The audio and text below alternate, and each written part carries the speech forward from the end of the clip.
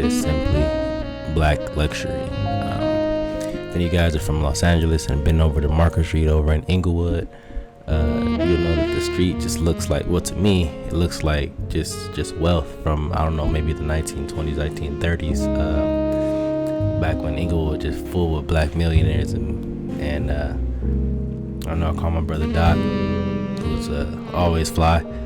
Had him meet me over there, and we spoke, we rapped, and I don't know, I felt like I knew that brother all my life, man. We had a real dope, insightful conversation, and I don't know, we made a little magic. Initially, I shot most of this on film, but unfortunately, through my error, the whole roll came back blank. So something told me to shoot a few on digital, and we still got some good shots. So I'm gonna let you guys see what that looks like. I'm not gonna talk your ear off all day, but hope you guys enjoy these, and I'll catch you on the next one. Peace.